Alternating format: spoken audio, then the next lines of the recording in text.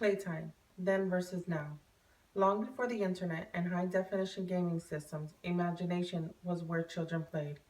I grew up in a time where we played until one of us neighborhood kids heard the whistle. The whistle came from any one of the parents of us kids and meant it was time to go home and beg your parents for just one more hour of playtime. Growing up without the internet or high definition gaming system was fun and just as entertaining, if not more so, because the imagination is limitless. The whistle was to be respected. We were not allowed to wander so far that the whistle could not be heard. Somehow, we knew just how far we could go. If we did travel outside of the whistle hearing range, that meant big trouble for us kids. When we heard the whistle, we knew it was time to get home as fast as our legs could run or pedal on our bikes. Of course, once we got home, we begged for just another hour outside. A few of us would get granted the extra hour. For the ones that did not get that extra hour, well, why should we all suffer? So we played for the extra hour. I am now a mother of four children during a time where, sadly, the imagination is not the forefront of playtime.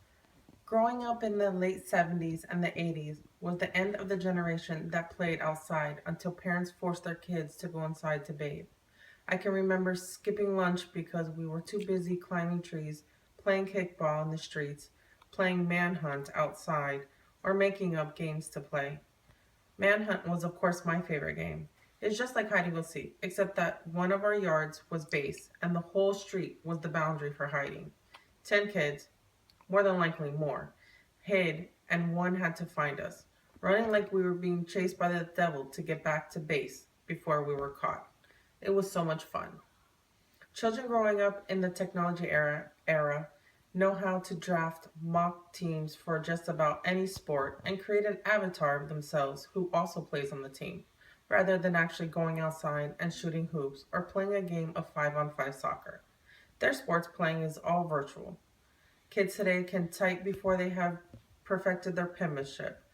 I cannot seem to find the fun in playing sports virtually. However, my two sons tell me it's super fun. I understand on rainy days or sick days where an Xbox can come in handy. However, it seems to be what kids do on these days and not much else. Even the lingo has changed.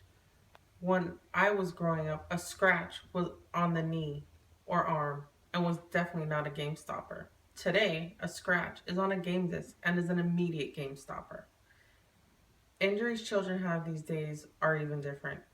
Kids in my generation stubbed toes because they were outside barefoot, broke arms because they fell out of trees, and bloodied their noses because they were hit in the face by a ball. Now kids are getting cramped thumbs and carpal tunnel syndrome and poor eyesight. As a kid who loved to play outside, it seemed like just as you hit the dirt running, the whistle sounded and the whining began about only being outside for an hour, when really we had been outside for 6 hours. We never complained to our parents that we were bored, unless it was raining outside, and of course that dreaded long car ride. Kids today complain of boredom if the internet goes down, but when suggested to go outside and play, parents receive looks from the children as though they've been asked to shave the dog. Boy, have times changed. Playtime for the 80s kids and how our imagination had us entranced for hours. We climbed trees, built clubhouses out of boxes, played kickball in the street, and then had neighborhood-wide hide and go seek versus the kids of the 2000s and their lack of the use of their imagination, stuck to either their phone, tablet, laptop, or playing video games for hours on end. I wonder if today's kids could spend 1 week in my era if they would have as much fun as I did. I wonder if today's kids could spend 1 week in my era if they would have as much fun as I did. I bet that they would have so much fun, they would play outside and with their imagination more, and then their Xboxes less. Thank you.